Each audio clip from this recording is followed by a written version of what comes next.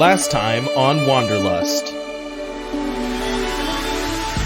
It is a small coastal eco-herb. It has a university very close to the eco-herb. Our old castle-y ruins, this is a Stonehenge type of place. That is also a huge tourist trap. Surfing, boating.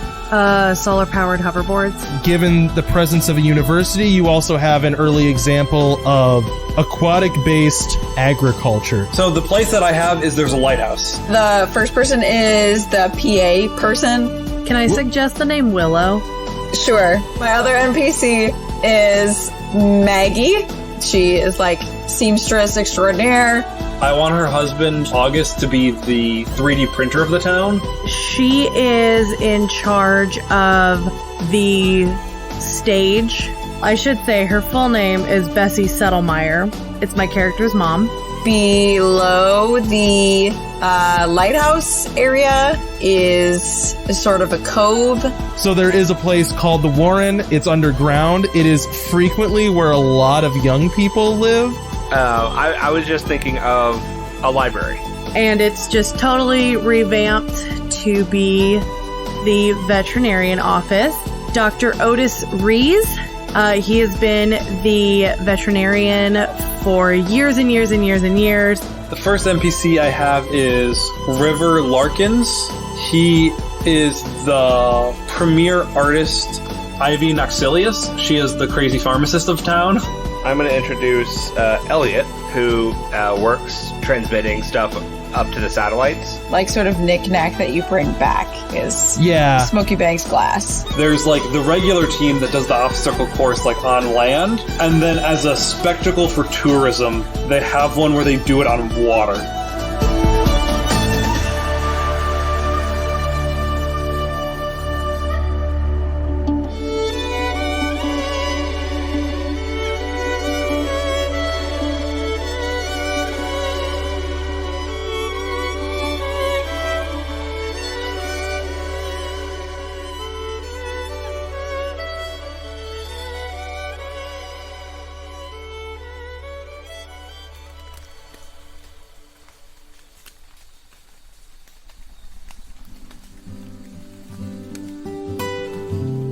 There's the rushing sound of rain on the beach, and a bright female voice comes over the intercom. A lovely morning to all you beautiful people living out here in Smoky Banks. Just a few announcements before we let Uncle Bones and his two-string harmonic machine bring rhythm and joy to all of you out here in the gardens this idyllic morning. First off, tourist season is here, so be ready to meet some new faces out here in the gardens. Remember, even if it's for a short time, make everyone feel at home here in our little herb. Next up from Sheriff Mitchell, he wants me to remind permanent and visiting residents, when hiking, keep to the trails, because he's sick of pulling people out of the proverbial bramble patch. Also, for all you junior rangers out there, he is looking for young volunteers to walk the trails and make sure that no one's getting too friendly with the runes. The Town Mediator Council would also like to advise that the astronomers have said that lunar landings might occur in the ocean and maybe even in town. Nothing to worry about, just if you hear the sirens or if you hear my warning, get to shelter. Lately, some exciting news for all you sports lovers out there. The new labyrinth has just been completed and inspected, so let the games begin. Let's see how fast our Cliff Raptors can finish the race. And now I'm going to turn it over to Uncle Bones and his two-string harmonic machine, performing his latest hit single, The Last Bit of Seed. Mournful and bluesy music plays over the eco-herb in the damp early morning light. People mill about, maintaining and harvesting the garden. The garden, a complex system of food growth, waste treatment, recycling, water purification, and living space. Small, squat, feathered reptiles scamper through lush vegetation. Large, flipper-footed bovine creatures graze on watergrass, and the gardens spill out onto the ocean, a wonder of biological genius as saltwater vegetation has recently begun to provide Smoky Banks with a new source of food. However, the four of you are in the dark. After days on the underground maglev, you came up into the massive eco-herb of Tri-Town, famous for their massive hanging gardens where life can be among the clouds. It is said you can live in a totally different world depending on how high you climb the gardens. The last leg of the journey to Smoky Banks is done by riverboat. All of you find yourselves on a boat being pushed and steered through a shallow rock river. The trees around you are old as the Great Blight, back when humanity lived in scorched deserts. Now the trees stretch far overhead and mist lays thick around you. The lack of solar or lunar light means the defenses are primitive at best. It's tense, and few people speak above a whisper. All right, and now I'm going to turn it over to our 4 players.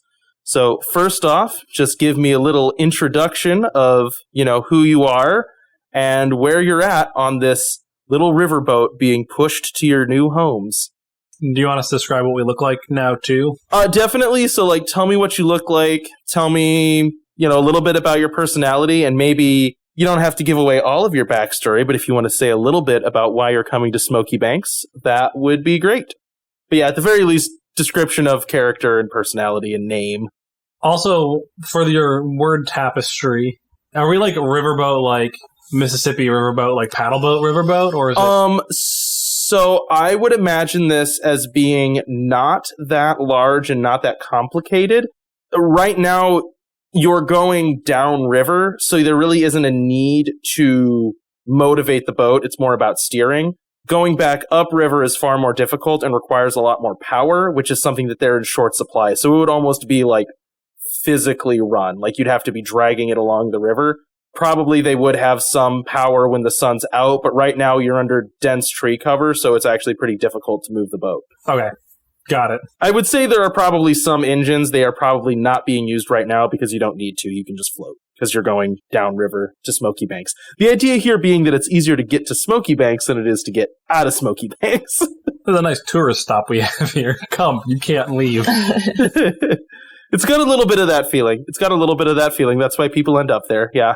It's the end of the line, You don't end up here if everything's going well. I can start. I am playing Juliet. She is a woman in her mid-30s. She's got pale lavender skin, very pale blonde hair in a tight braid down her back. She is all kitted out like she's going on a hike. She's got a backpacking backpack that's pretty full. You got wool socks, beat up hiking boots, zip-off pants. Zip-off pants, just get it every time. She looks ready to go. She is a biochemist from the symbiorbs. The symbiorbs are the sort of formerly very nationalized herbs that were more working together. They didn't split off. And so that area is a little more urban that she's coming from. She worked in pharmaceutical applications for flora. So a plant makes some sort of chemical. Like, how do we synthesize, either use that or reproduce that or synthesize that compound? She has been given leave to do sort of like a sabbatical, but do some research out in Smoky Banks with some of their new saltwater flora discoveries and anything else that the university might be able to teach her. I think that's it. Give me a little bit about your personality. Like, what type of person are you? Oh yeah, she's very organized. She's a planner. She likes things by the book. She has not, being from a symbiorb, she's been in a I say more urban, and I don't mean more urban in our sense, because it's still an eco-herb, but it was not a rustic sort of place. She is used to things being, the rough edges of things being shaved off and modernized. Well, and I also think for where you're at, you would not be necessarily extremely close to really dense wilds. You would be further out where there is comparatively less vegetation, because you would be closer to the deserts. Yes. So, that would make sense that you're not used to this kind of massive sky-eating tree canopy is probably very strange. Right. So, like, she's used to stuff, like, she's used to composting because everybody composts now. Yeah. But it's a different speed out here. It's very artificial nature that you're used to. Yeah. It's different when the environment also starts composting with you. Now you're the compost. Right. Are you done, Caitlin? Yes. I think that's everything. What are you doing on the boat? What am I doing on the boat? Yeah, you can just kind of say where you're at. Like, you're on kind of an extended stay. There's maybe some below decks with cabins, and then, the above deck is, like, large and open and mostly empty space. There's people kind of, like, standing along the boat, pushing it down the river and trying to avoid snags and whatnot, and that's kind of where that's the general gist. Yeah, I think if there's a job that needs to be, or like people that are being put to work. I like that answer. Let me ask you something. Do you think that you might be a little bit of like an eager beaver teacher's pet kind of person here? Yes, absolutely, yes. Okay, cool. Yeah, okay. Go ahead, Zach. All right, I'm playing Autumn Amalu. She is an athletic 25-year-old. She has a very muscular build from doing a lot of physical activity and doing physically intensive jobs. She has deep red skin, typically wears jeans and sleeveless activewear. She also has her hair in a braid down her back, but she also has a headband to keep the front dangles out of her face. The official term, the front dangle. Spoken like a true woman. You mean hair wisps? No, he means front dangles. Yes? Frizz. You can't, this is a fantasy word. They're not called hair wisps here. They're called front dangles.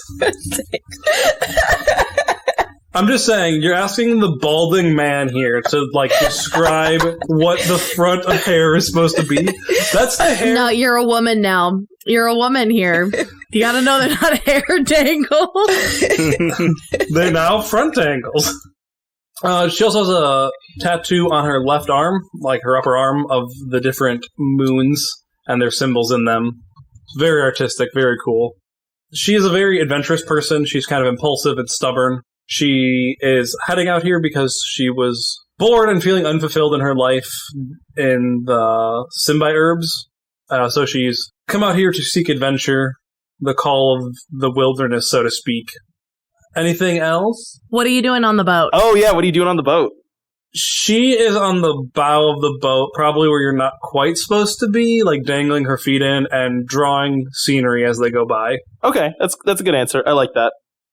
So, near the front of the boat, there is a party of 3, and the oldest member of that party is Dr. Estelle Settlemeyer. She's in her mid-30s.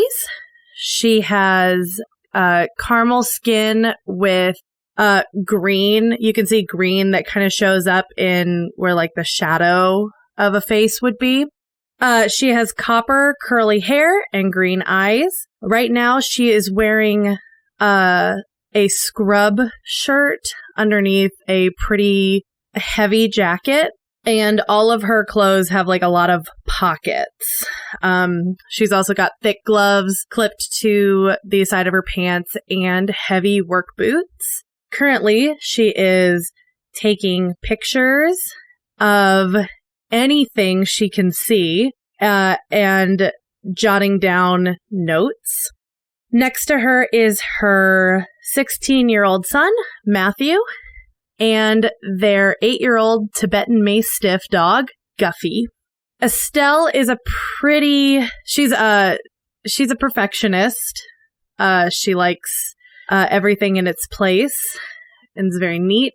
And she is very much a family person who likes to make sure that everybody is fed. Okay, and you said you're just taking pictures of everything, right?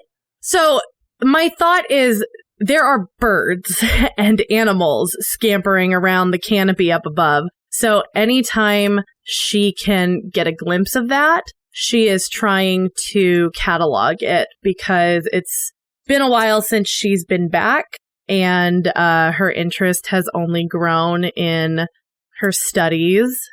And so she is just trying to get as much information as she can in her little journal. I think then for me to fill in the blank for the rest of the party, Guffy is like on his back with his paws like doing that dog thing where he's totally relaxed and his paws are kind of like splayed and dangling. And Matthew is using him as a pillow and is like staring up, looking not like forlorn, but he's doing a little bit of a brood, but eating an oatmeal cookie, which does ruin the brood a little bit. Except that he also has, I would say that he has like a pretty small knife that he's just like flicking back and forth in his other hand. Oh, yeah, that's good. Yeah, that's good. That's good. Of course, he has a knife. To combat the cookie. But still, there is a big oatmeal cookie. That he stole out of her pack, yeah. Yeah. Instead of eating it normal, he cuts slices off the cookie. Oh, yeah, that's great. Yeah. Guppy gets the scraps. He's very happy. All right, Vinny. Okay, so is there on this boat, I assume there's like a cabin area, right? Or like a below decks type area? Yeah, sure, right. Because it would probably rain at some points or, you want to sleep. Right. Below decks, you will find a man with olive green skin with kind of hints of brown. I feel bad because like as soon as Mandy described her character, I was like, that's kind of similar to what I was thinking for my character, but it's different. It's just inverse. You guys are like opposites. Exactly. So olive green skin with some like hints of brown, kind of earthy color. Honestly, think any fantasy orc. That's kind of the color I'm going for. Oh, okay. Yeah. With slicked back black hair and wearing like simple t-shirt with a like leather apron and like leather pants. Very much looks like a worksman, looks like a craftsman type guy. However, he is at a table trying to do a 3-card Monty with people that are down there. The 3-card Monty is like that's like the shell game kind of thing, right? Yeah, shell game, scam card game where it's like follow the card and then sleight of hand. It's never where it's supposed to be, and you cheat people out of some money. Gotcha. And his name is Federico De Luca. He goes by Fred. All right. So, who wants to go first? Question mark. That's a loaded question. Who's first to die? I'll go first, because if I die, then I can go take a nap. Well, Zach, let me put it to you this way. You just kind of said you were hanging out on the front of the boat, right? Yeah. Do you want to be, is there anything else you want to do? Kind of like imagine we're in a video game, and you know that thing where you're on the boat that's taking you to the game, but you can walk around for a minute? Is there anything that you want to walk around and do? If the answer is no, things will happen. I think I'm good with it, So you're just kind of hanging out on the front? Yep, I'm cool with that. Okay. Like, if Mandy wanted to talk to me, I wouldn't say no. Or if Estelle tried to strike up a conversation, I wouldn't say no, but I'm not actively seeking that out. Gotcha. Okay, no, that's cool. So as you sit there, are you like kind of like, you said you're like leaning over the front of the boat, right? Yeah, like dangling my feet in. A kind of grumpy looking ship hand comes up and sort of like bumps you a little bit to like almost falls, make a like some kind of skill check with athletics. Sure. So whatever thing about yourself you think might apply. Can I use athletics for the skill check about athletics? Yeah, athletics would be fine. Yeah. I don't know what you have on your character sheet. That'll be a 6. Oh, so like a +6 total? Yes. Oh, jeez. So, you feel someone come up and like put their hand on your shoulder to kind of like jostle you into the water. Do you think that you would be like defensive, or do you kind of like pull a fast one on them and tip them over the boat a little bit? I think I do the latter. So you feel like some weight on your shoulder, and you slide quickly and let the person kind of use their momentum to throw themselves over the edge of the boat. And a like middle-aged, grizzled-looking man splashes into the water next to the boat. The water isn't super deep, so he's able to stand, and it's maybe like above his waist. He's holding a long pole and just reaches up casually and grabs onto the side of the boat and kind of like finds a foothold and swings himself back up and kind of looks at you with a smile and goes, Now it takes a certain kind of person to be able to throw me off a boat. I hope that's a good type of person. Maybe you're looking for a job instead of settling down in some kind of sad little podunk at the end of this river. Why not stay here and see all of the horrors? Well, I'm looking to get a little bit closer to all the horrors than just being on the safety of a boat. Safety. Or in the water. Safety on the boat, you say? And he kind of like gestures to the like top of the boat where you see several like long scar marks and like places where there's been obvious damage or like it almost looks like boulders have fallen on it. You would not believe the horrors that crawl out of these trees in the night. There's nothing closer to danger than being right here. She is like listening with rapt attention. What's the biggest thing that's attacked this boat? Many moons ago, we were all below decks. It was raining fierce and all the hatches were closed. And then we heard it. A boulder smashing into the top of the boat. That's not uncommon. We're used to that. Sometimes rocks fall when we're in the mountain passes. Treacherous, but not unheard of. But then the boulder moved. Like it could never have done. The boat was sitting low. We knew we had taken on an incredible amount of weight. Solid stone crushing us down. And then it scraped. Creak! Creak! Leaving giant claw marks in the hull until it flopped itself back into the water. And we didn't come out till morning. So, what do you think it was? I think it was a giant crab made of rocks. Estelle has been overhearing this because she's pretty close to where you guys are, and she snorts.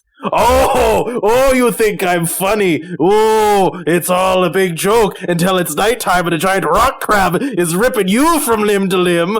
Wait, ripping you limb from limb? No, I'm just gonna say I wasn't really, I haven't really heard of anything like that. Oh, you've never heard of the great mountain rock crabs that live high up in the rocks and then fall down onto boats and scrape their ways off of them?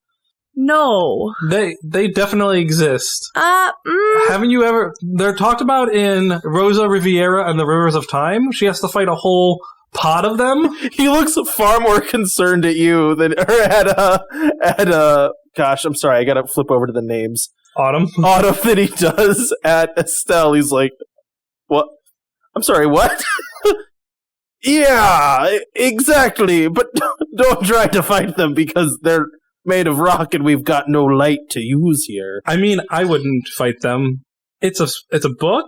It's a story, but the crabs are real, you know. They definitely are real. Giant rock crabs. I don't think that's, I mean, look, I've studied a lot of, animals, and that's not something that we've come across. From Guffy, you see your son open one eye and he's like, Mom, you don't know everything, and then he closes his one eye and goes back to sleep.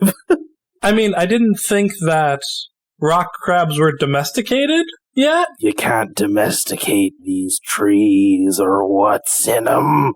Estelle takes out like a handful of granola and throws it at her son.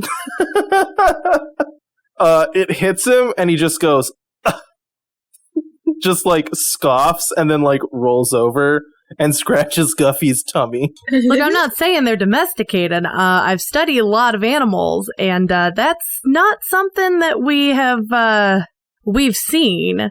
The kind of grizzled looking old man just goes, well, you'll see, we have a few days left. And he goes back with his pole and keeps kind of shoving the boat away from rocks as you drift lazily down the river. Now, I want Autumn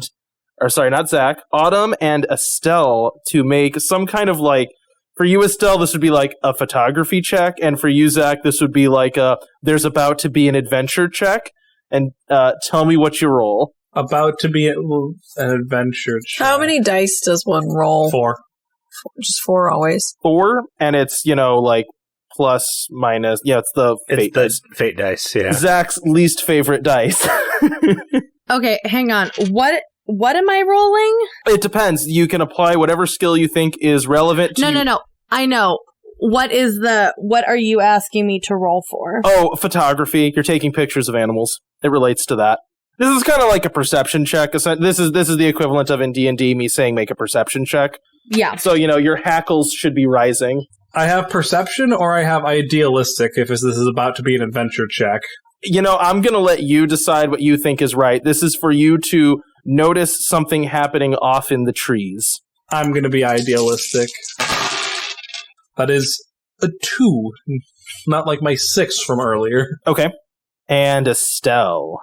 I left my fate dice upstairs, so hang on. I'm having to do some math.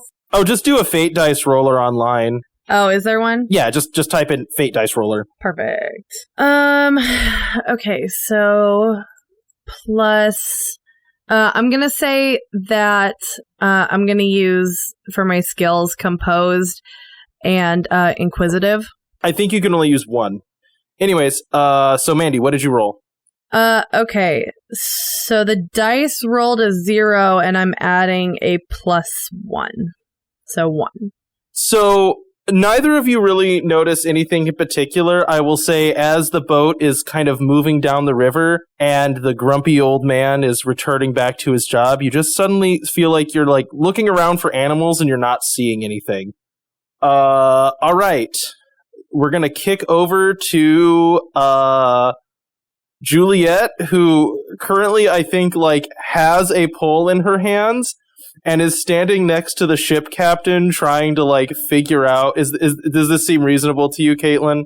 As like you said, you wanted to be trying to do a job. Yeah. So you're like there with a pole trying to help shove the boat around, and a gray-haired woman comes up to you. She's obviously dressed to be doing this like her whole life, so she's wearing like kind of rough clothing and like waterproof boots.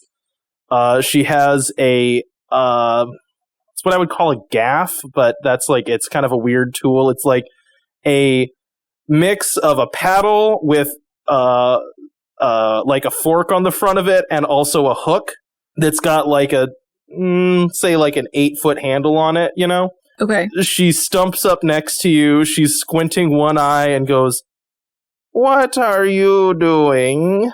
I'm pushing the boat. You know we're not going to pay you anything for this, right? Well, no, I wouldn't expect that. I'm here to learn. Do you want to learn how to be a boat person? Well, no, but I figure as long as I'm here, I should make the most of it. Uh-huh. How's my hand placement? I really can't say. I've never thought much about. Mostly what you do is you just push the boat away from the rocks and do what I say, I guess. I didn't realize that we were taking on crew, but here you are, just really... Did you give someone a break? Is one of my crew just sitting below deck doing nothing? Cut to, you see a like grumpy old piratey looking guy getting swindled by Vinny. by Federico. By Federico, yeah. I was asking him about how it worked, and he offered to show me how. He gave me a couple pointers, but I could always use some more. Is there a different procedure I should be using? I don't have a manual, but... Oh, that's a shame. Would you like... What? What are you doing out here, dear? I'm going to Smokey Banks. That I got. I mean, why are you going to Smokey... Why are you going to Smokey Banks? Business and pleasure, I guess you could say. Are you doing something illegal? You can tell me if you're doing something illegal. Not that I condone doing anything illegal, but if you were doing something illegal, us Riverboat captain's always a little bit on the fringe. No, I've never done anything illegal, as far as I know. Never? I'm sure the regulations are maybe different out here. I'm from the Symbiote.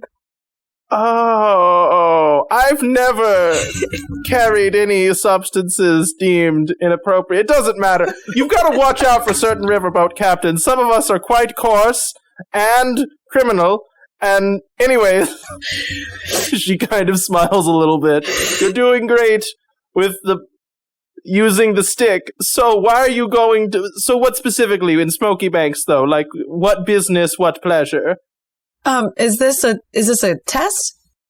I no longer understand what you... No, it's a conversation. I was sent... I just want you guys to know right now, I hate two of your characters, and I'm not going to say which two. I think I can guess which two. One of them called out his old person saying his tale was false, and then another one's asking for a procedure manual on how to hold a stick. Well, I'm on a bit of a research trip from the Symbiote. I work in biochemistry. I'm looking at pharmaceutical applications of flora, and Smokey Banks has some fairly unique flora, given its location. And that's very true. That's very true. The forest gets strange out here, so you're in a good place for it. But I am also hoping to spend some time outside the eco-herb and be more one with nature. She smiles and goes, now, if you want to be one with nature, and she, like, reaches up to a very brightly colored, like, venomous-looking tree and, like, plucks a needle off of the tree and hands it to you. If you want to be one with nature, what I prescribe to you is to press this just into your skin, just enough to draw a little bit of blood, and then just sit down, and you'll be one with nature. But, however, if you're actually interested in pharmaceutical applications, she reaches up and grabs another leaf that's, like, very thick, almost like an aloe leaf. Okay. You know, so, like, chunky and juicy, but the size of a leaf, and on a deciduous tree. Yeah, that's what I mean to say, a deciduous tree. Okay. This, though, however, is the greatest medication you'll ever find. If you break your foot, apply this salve, heals up very quick. Cuts, burns, if you have a sneeze or a cough, make it into a tea. I've heard it be great for headaches, and also it cures blindness. I see. Do you mind if I take those? And she, like, very carefully takes them and puts them into, like, little vials and labels them. She kind of looks at you quizzically, grabs another leaf, and just squirts it into her eyes. And is like, I'm not blind. Cures blindness. Oh, I can see you are on the cutting edge of experimental applications. I don't think I like your tone. I don't think I like your tone. I did not mean any offense. Did you not? Are you being serious right now? Because I have fully lost the ability to tell. No, if there's any other unique flora on the side of the continent, I'd love to hear about it. So she starts, like, kind of, like, just talking about the trees as you sail past. Make me some kind of perception check. Okay. Would plant identification apply here? Or no, because it's, like, all new to me. I'm gonna say no, just because what you're doing is not identifying the trees, you're noticing something else. Otherwise, it would have been an absolute yes. Okay. I have notice. I'm stupid. Okay. So I roll and then add that whatever plus that skill is. Okay. That's a 3.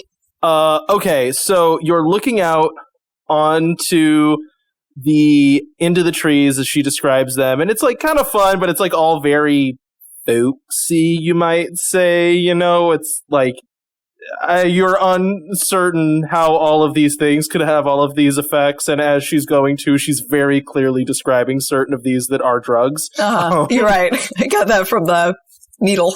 She definitely should not be telling you about or showing or shipping, but might be. And as she's describing this, you kind of suddenly hit a part where like the ambient noises of the forest quiet.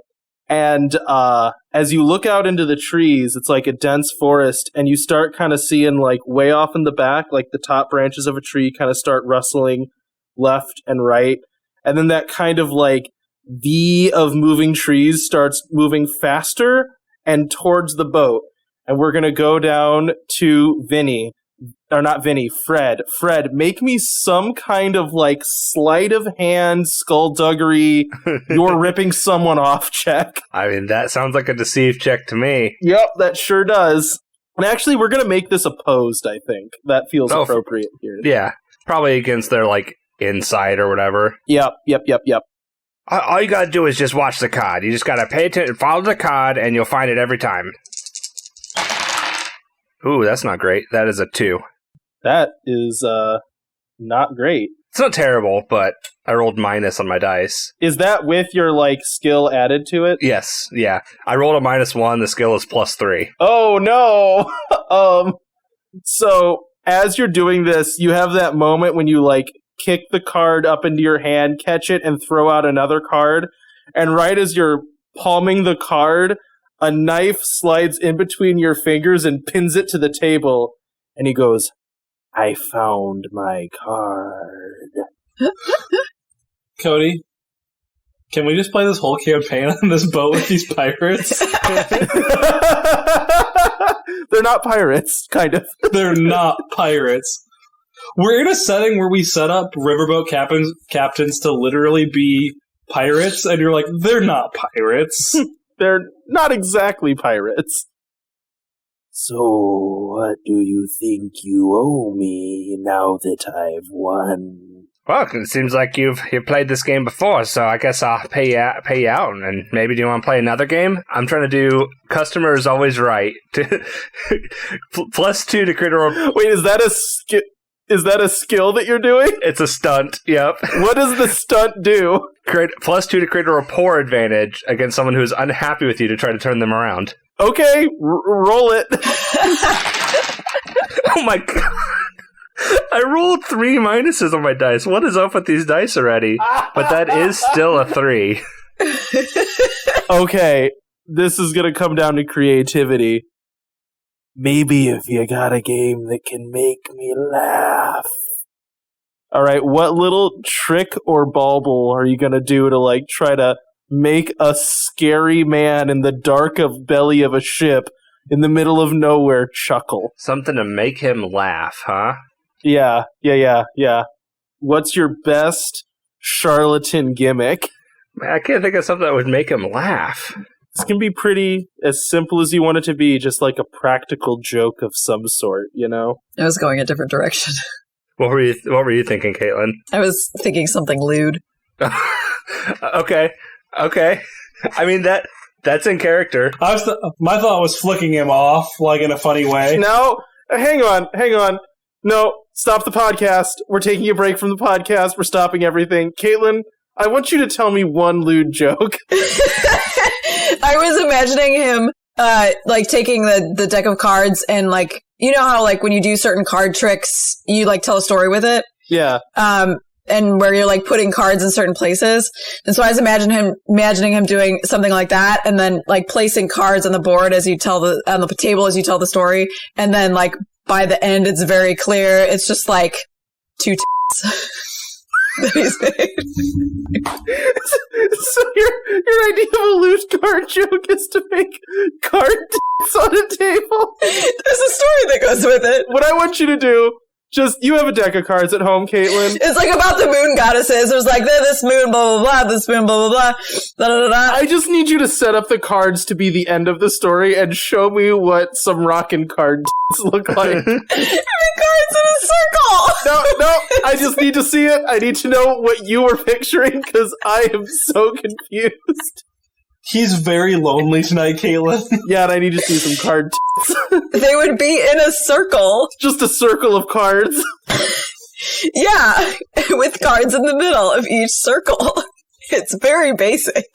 I want you to draw it out and then tell me this looks like I think the point is it's not meant to be erotic. It's meant to be lewd, and you focus on the details. I'm not saying I'm going to be turned on by the card, Zach. I'm just saying I'm trying to picture this, and I'm drawing a little bit of a blank. Anyways, Vinny, back to you. Back to the podcast. Okay, podcast restart. It's funny that you think this is going to be cut. I mean, are you editing this? It's all Mandy. Anyway, what are you doing? Funnily enough, you did actually give me ideas, Caitlin. Good, I'm glad. So the thing is, I don't have a story to tell. Like, you don't necessarily have to tell a story. This can be pretty vague, you know? Like the gist of a story. Yeah. Okay, so he'll start off with, all right. I think I got you. How about a story? And he like starts telling this story using the cards and using characters and like the characters on the cards to like tell a story. But then, and like this is clearly just a normal deck of cards. But then, like as he's telling the story, like right near the end, an eagle-eyed viewer would see him palm a special card from a different deck. And the finale is he reveals this, like he swaps out these cards, and it's like this card was turned over, and he flips it up, and it's basically just a nude picture, just straight up nude picture, just to try to get the guy, Gotcha. just to kind of surprise him, because the guy has seen what's on the other side of the card, and it wasn't that. Just basically, it's kind of like a pinup, if anything else. Yeah. Right. So he kind of like looks a little bit shocked, and then like reaches for the card, and as he does, you start hearing shouting from above deck. So, back above deck.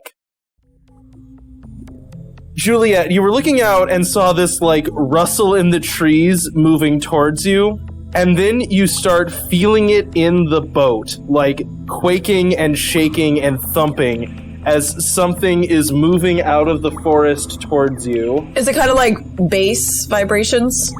Is that what it feels like? Yeah, right. This is very Jurassic Park Tyrannosaurus moment. And as you look, it's like rustling trees, and then you just see two trees snap down, and a massive, I mean, we're talking 20 feet tall, thing that kind of looks like a reptilian sloth or something kind of like an armadillo. So it has long hooked fingers on its front, and like kind of stubby back legs, but it moves not quick, but it's huge. So its motions are kind of slow, but the thing covers ground fast. It kind of stands a little bit upright because its arms are so much longer than its legs. It's covered in like matted green fur, but in that fur you can also see things that look like kind of hardened spikes, almost like scales covering its body. And it stares at the boat and doesn't move. As this happens, you feel another shake, and the boat hits a shallow area in the river and runs aground. And everyone's quiet for a second, and you're all just staring at each other.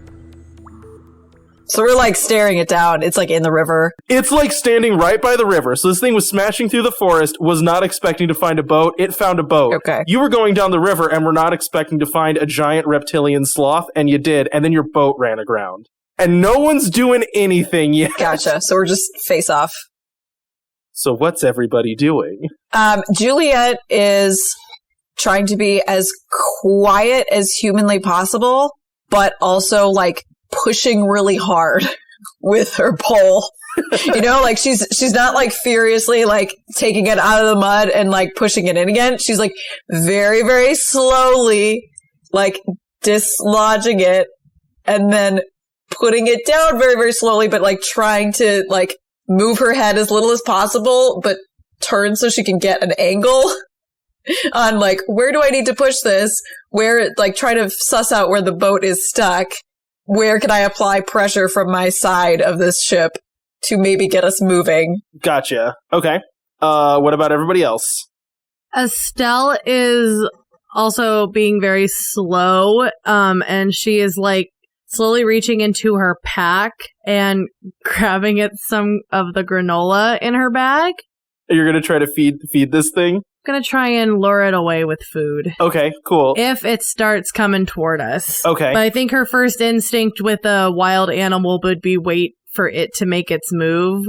Like, treat it like a bear, like a bear's coming toward you, you stay still, and hopefully it'll think you're not worth it and keep moving. Okay. Autumn's kind of waiting to see what the animal does, but she's prepping to jump to shore. The same shore as it or away from it? As it. What is your end game there? The goal would be to distract it from hitting the boat. Oh, okay, gotcha. Like, if there's something on that's more in the way nearer. Okay. I didn't say my character was smart. I said she was wanting adventure. No, I mean, honestly, like, I'm trying to think. If you play to your negatives, you get a fate point, right? I think that's like the point of fate, right? I think you do. I think it's if I compel them, though. I'll look at those rules. I might give you a fate point here, but we'll double check. All right, so. Well, actually, let me say this. I changed what happened now. So, Fred, you feel the boat run aground, and then you hear crashing trees, and then silence. What do you do? He'll look across at the guy he was trying to swindle. Be like, do you think we should go check out what's going on up above deck? If we haven't sunk yet and we've stopped, I think we need to get the boat to move. Nothing good crashes trees down, and it hasn't jumped on the boat yet. All right, so what do we need to do? Well, my job mainly is to push the boat with a stick.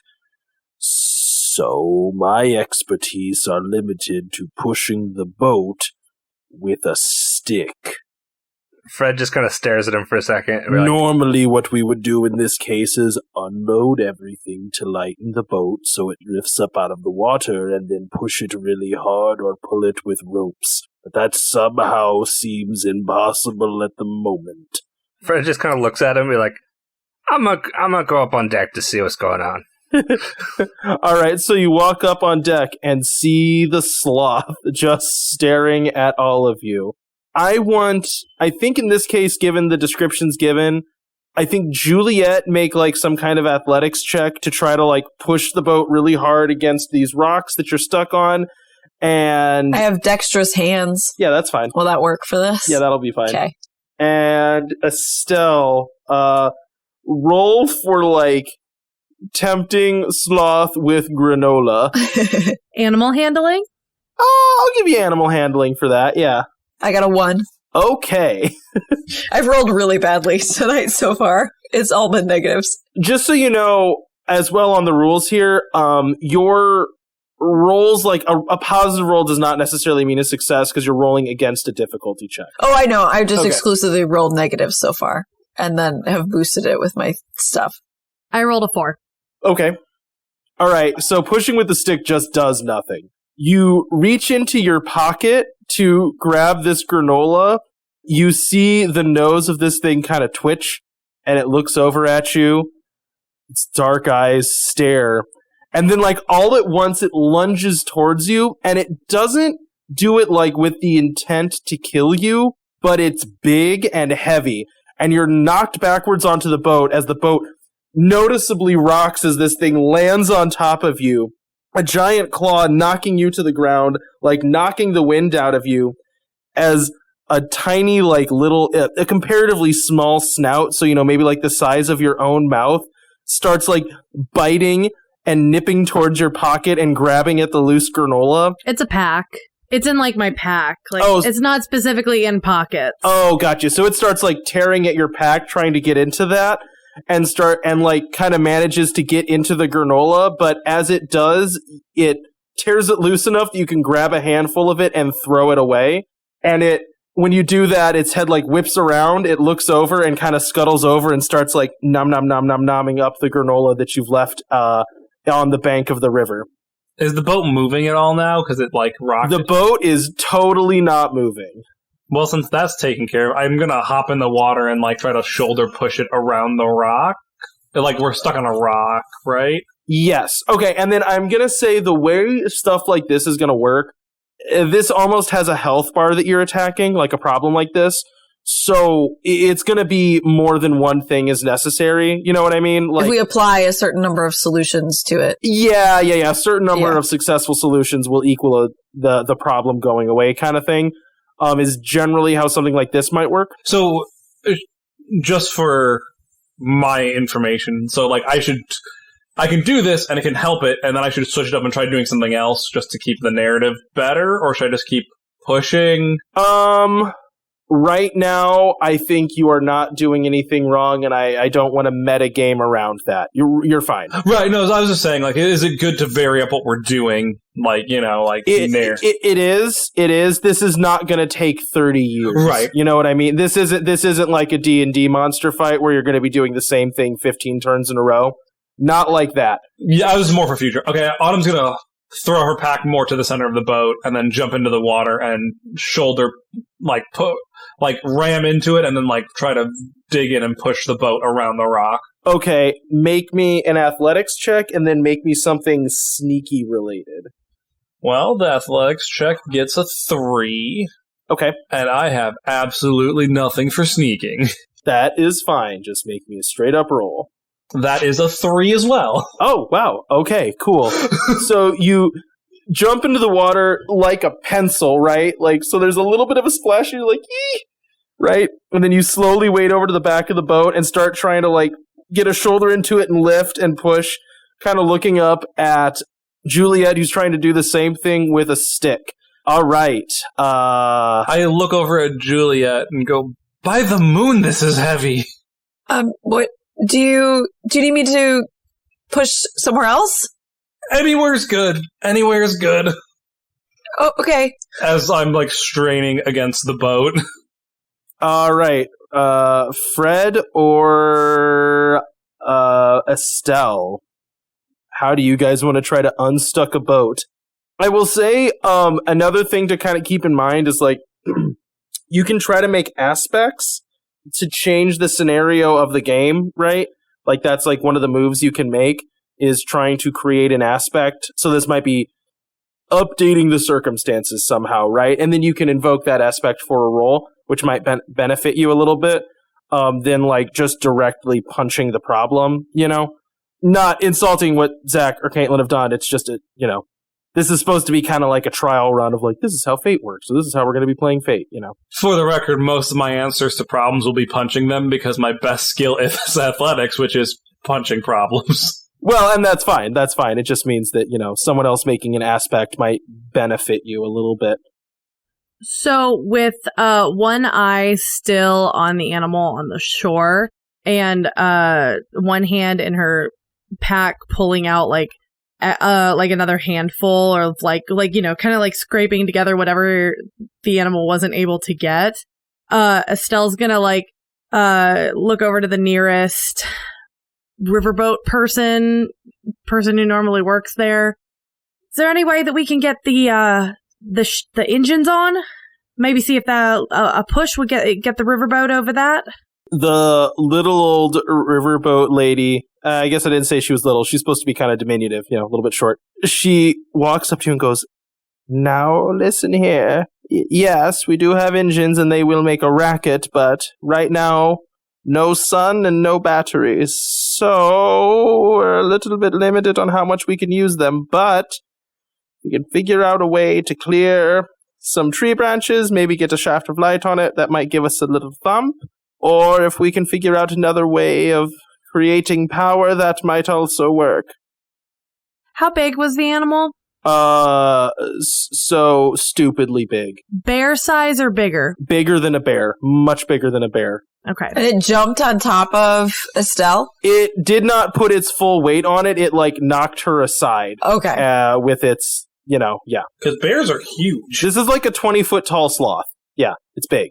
Okay, you could tell me if this is a really stupid idea, but I think my instinct would be based on what I can do, would be to get the rest of the granola that I have, get the attention of that animal, and chuck it as hard as I can toward the canopy with the idea that it would rustle enough leaves to, get some sunlight in. I love this idea. because if it fails, it's going to be so bad. It's really bad. Well, I don't know what else I can do. No, I love it. It is a fantastic idea. Fred, what do you want to do? No, now you're making me rethink this. Oh, no. There's no way I'm letting you go back on that. That's a great idea. There's other DMs where it's just like, when they say like, oh, you can try, like it's a bad idea. Whenever Cody's like, yes, do this, I love it. That's when you know you've messed up. It's like, can I do this thing? And you're like, hell yeah, you can. And I'm like, oh no, I should. Yeah, the most dangerous words from Cody are, I love it. All right, Fred, what are you doing? Now, I will say, you're aware of Estelle's plan, let's say. Like, maybe she mentioned it out loud. So this would be a time when you could like try to make an aspect to make that plan easier, right? Does that make sense? Okay. Do you understand what making an aspect might be in this case? Yeah. Condition, yeah. Yeah, it's like any tag and like yeah. It's like the tags we could make in City of Mist. Exactly. Yeah. That type of thing. Yeah. And that being said, or you can try to directly attack the problem. But it kind of sounds like in this case, Estelle would be directly attacking the problem.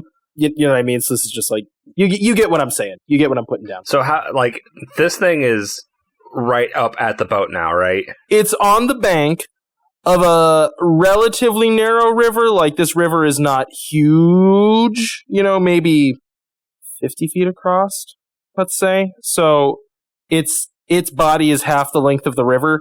It's big. Gosh, okay. And Autumn had gone down? Autumn is in the water trying to push the boat.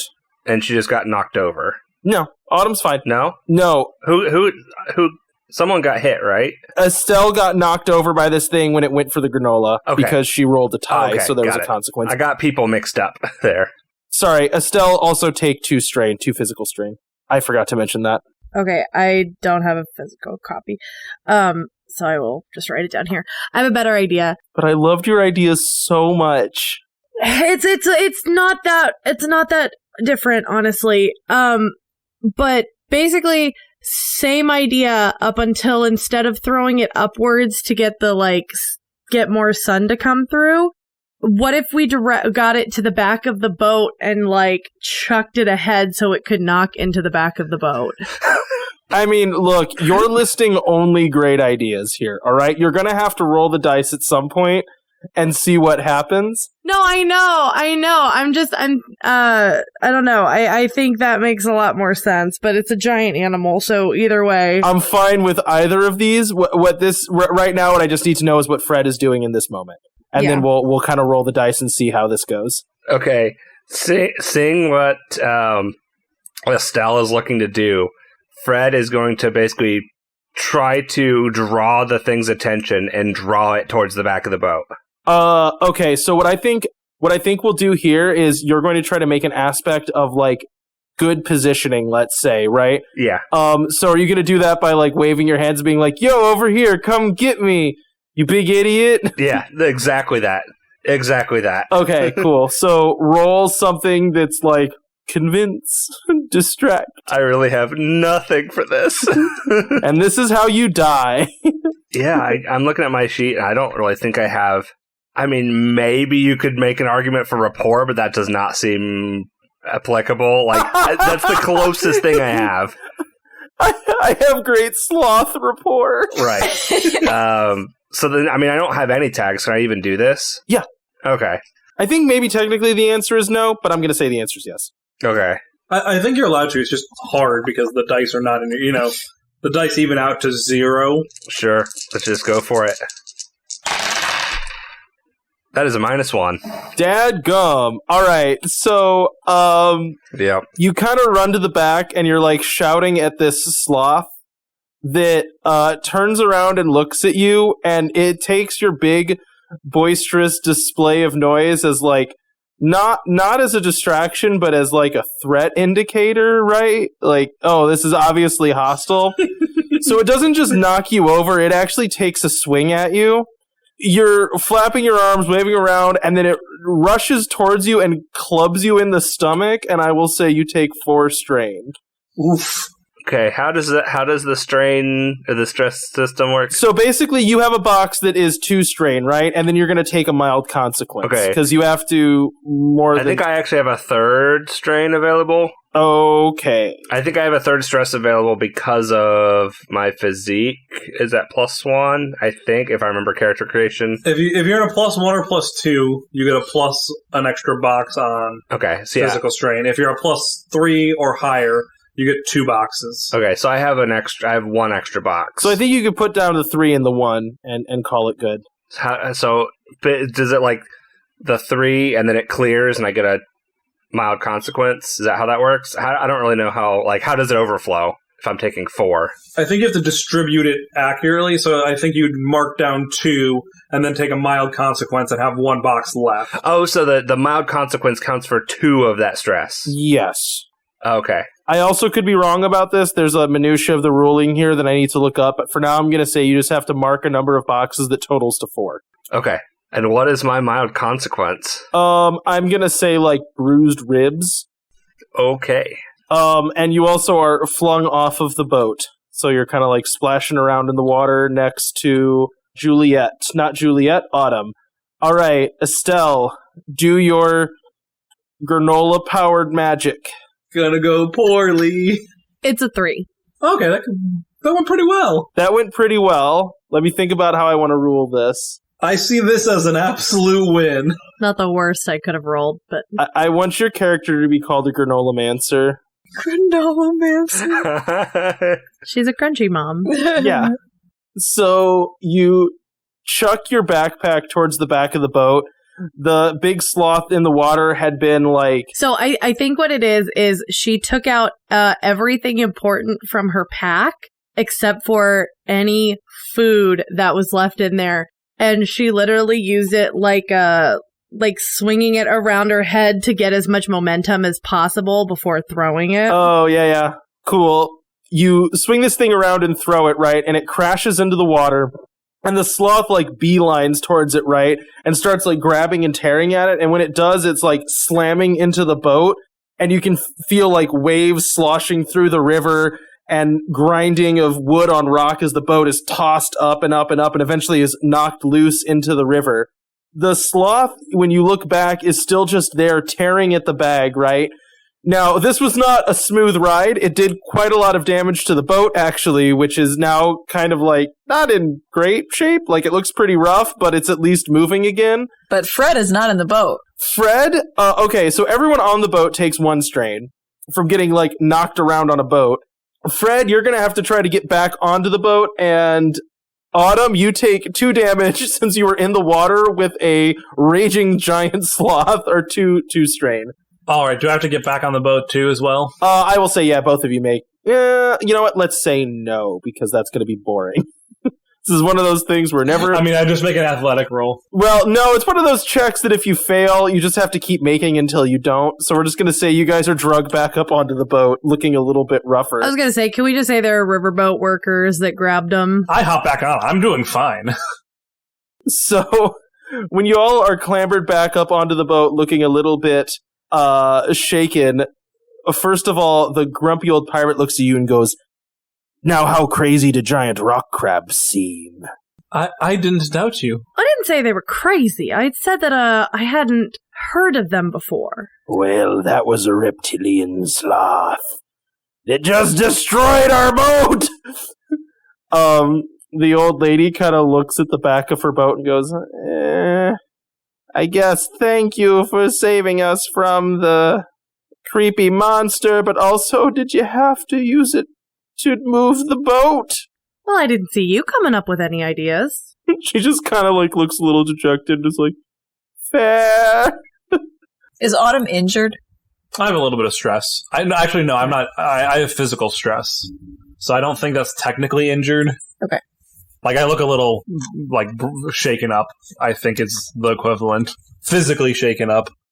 So I wait till the pirate captain leaves, and as I'm wringing out my braid, I go up to Estelle and be like, so that was really cool, though, right? That granola was a great idea? Yeah, I had a great time. I kind of wish I'd gotten a picture, though. I should have gotten Matthew to take a picture. Hopefully we'll see another one. Oh, at this point, Matthew wakes up and goes, "All right, Mom, how are you? What happened to the boat?" You know, I was kind of hoping that you would be there to take a picture, or at least take some notes. What? Did the boat explode? What happened to the boat? No, we wouldn't be on the boat anymore if it exploded. There was a giant sloth reptile porcupine thing. It was amazing. Oh. Your mom got punched by it, I think, and then she threw granola off it, so I guess you don't have any more granola except what you can pick off the floor, I guess, but you should have seen it. It was super cool. That's all right. Can we put it on the barbecue? Have you considered... Did we kill it? Can we... I've never cooked sloth before, and if it's dead We're or not natural... going to put it on the barbie. If it died of natural causes, it's a waste! We don't cook it! It's a waste, Mom! What are you talking about? It didn't die of natural... We didn't kill it! It's a waste! Why would we just leave it dead in the... Why didn't you kill the sloth, Mom? It was a giant murderous sloth! Look at the boat! Have you missed the fact that I've been a vet for the last 10 years? Well, you didn't take an oath not to kill animals as a vet. It isn't the same as being a doctor. It didn't need to be killed! It's just a perfectly good opportunity to eat a delicious new animal. And he lays back down on Guffy. I'm definitely petting the dog at this point. Well, now you know what we're gonna find when we go back to Smoky Banks. Great, giant sloths. Thanks, Mom. By the way, I'm Autumn. Nice to meet you. I'm, Dr. Settlemaya. Now what? Mom, don't introduce yourself as doctor in front of new people. Look, I am very proud of everything that I did to get that title. I'm Matthew. This is my brother Guffy. Guffy lifts one paw up. Aw. I think your brother needs a haircut. He, pats self-consciously at his hand, goes, "Why, what's wrong with my hair? I think it looks nice. It's all the rage. Where are you from, alright? This is how we wear our hair where I'm from." I was talking about your dog. It was a joke, because he's covered in hair. What's a dog? That's what they look like. Teenagers, man. It's very nice meeting you, Matthew, and Guffy, and Dr. Settlemire. I like how the rules of improv are yes and or no but, and Cody just no. I know you're playing a character, but it just still cracks me up. How old is Matthew? 16. Okay. He's pubing hard. I'm mostly laughing at Mandy's expression. Face palm. How fast down the river are we going away from this sloth?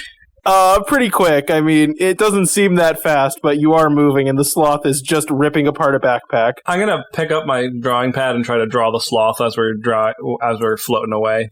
So I'll be sitting on the back. Cool. All right. And anything from Fred or Autumn? Not Fred or Autumn, from Fred or Juliet. So Fred, after having been a bit banged up and have to get pulled back into the boat, is just kind of nursing his wounds over in the corner, smoking a cigar and drinking some whiskey out of his flask. Anything from Juliet? Sorry. I'm trying to figure out if I accidentally have her skills overlapping with Zach's. I think all of us have a little bit of overlap with things, but yeah, that's okay. That's gonna happen. It's all right. Yours is like analytical plant drawing, where I draw more. Mine's a little bit more artistic and a little bit less. It's not like scientific. Yeah, it's not like a scientific where you put figure one, and be like, this is like this. It's like line drawing. Yeah, yours is scientific cataloging, whereas Zach's is artistic. Yeah, so she's drawing in her journal what she remembers of the creature and jotting down notes of what she imagines the different parts are made of, and this is a chitinous covering or whatever, and behavioral notes, cool, that sort of thing. Cool. All right, I think that is where we will wrap up this first session of Wanderlust.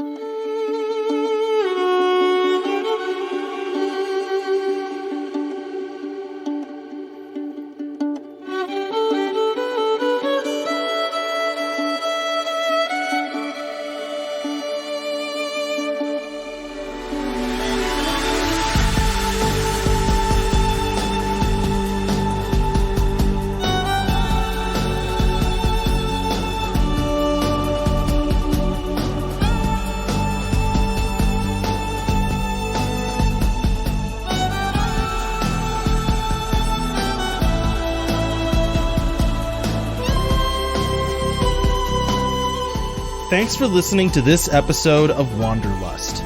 Music for this show is credited down below.